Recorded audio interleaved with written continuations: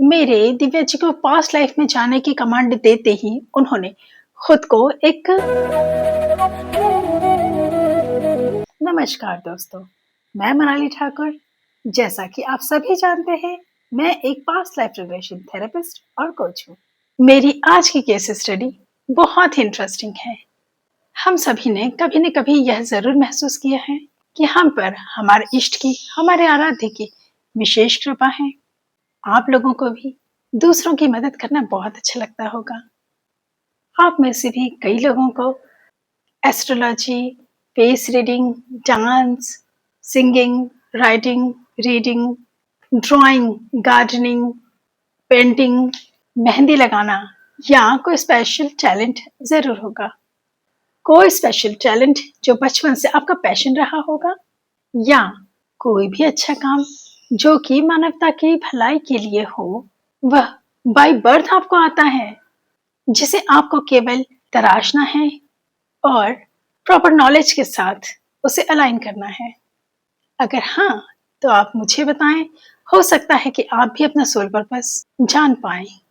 मेरी एक फ्रेंड है जिनका नाम हम दिव्या जी अज्यूम कर रहे हैं, क्योंकि मैं उनकी आइडेंटिटी रिवील नहीं कर सकती।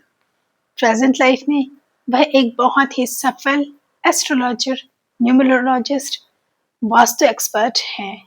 दिव्या जी जब बहुत छोटी थी, केवल 3-4 साल की बच्ची थी, तब भी उन्हें पूजा कमरे में बैठकर घंटों ध्यान करना, भजन करना, मंत्र जाप करना बहुत अच्छा लगता था। भगवान जी की सेवा करना, उनसे बातें करना उन्हें बहुत अच्छा लगता था। जब वे 7-8 साल की हुई, तब उनके परिवार में उन्होंने एक मृत्यु देखी।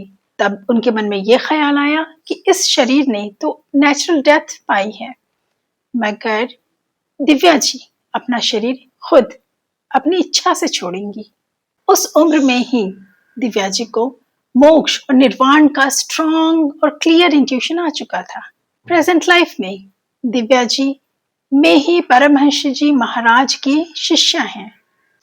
सरप्राइजिंगली उन्हें अपना गुरु मंत्र बचपन से ही याद था। उन्हें कुंडली देखना, हस्तरेखा पढ़ना, घर का वास्तु करना, नेम और न्यूमरोलॉजी करना हमेशा से ही आता था। उनकी सोल मेमोरी में यह सारा ज्ञान पहले से ही मौजूद था। केवल गुरु के मार्गदर्शन में इन सभी विद्याओं को उन्हें खुद में और ज्यादा तराशना था।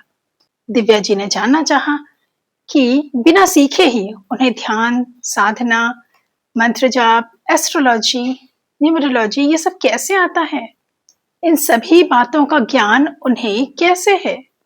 तब वे मेरे पास आई, उन्होंने अपना स्लॉट बुक करवाया और तय समय पर मैंने उनका पास्ट लाइफ रिग्रेशन थेरेपी की।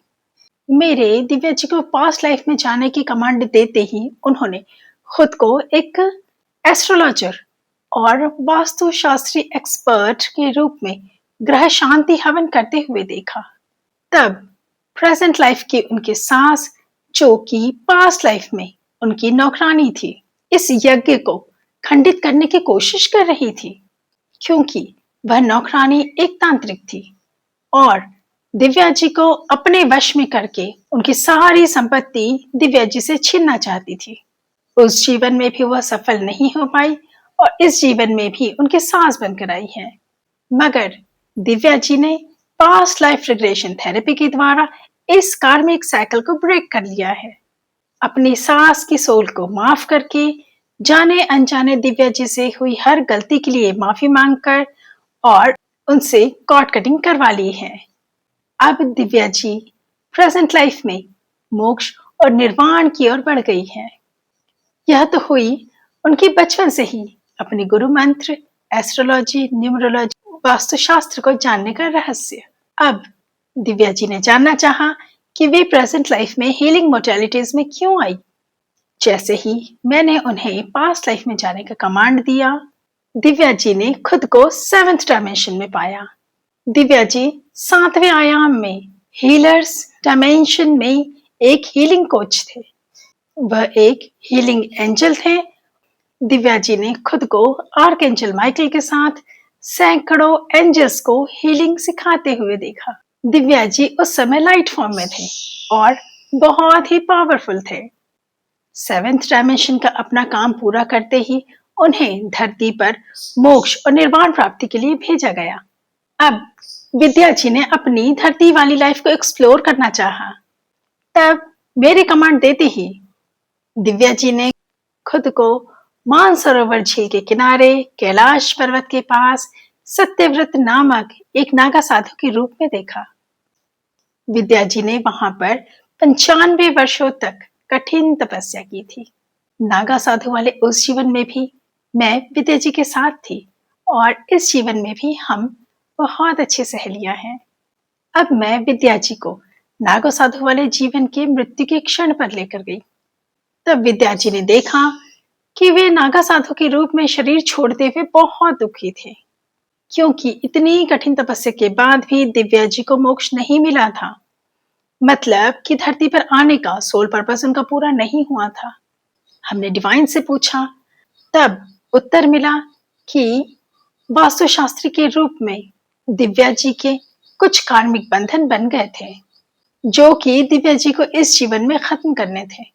और fortunately past life regression therapy के द्वारा दिव्या जी ने यह सारे कार्मिक कनेक्शंस कट करवा लिए हैं।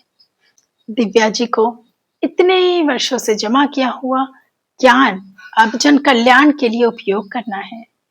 और उन्हें पता चल गया कि बचपन से ही उन्हें ध्यान, साधना, निर्वाण और मोक्ष इन सभी में इंटरेस्ट क्यों था।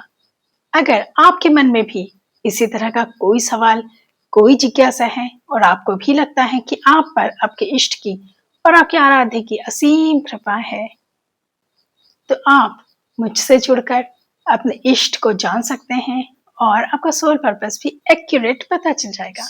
अगर यह जानकारी आपको अच्छी लगी हो तो वीडियो को लाइक करें, शेयर करें, कमेंट करें कि यह वीडियो आपको कैसा लगा। अगर आप भी अपना सोल पर्पस और इसी तरह की रोचक जानकारियों को जानना चाहते हैं तो इस चैनल को सब्सक्राइब जरूर करें। धन्यवाद।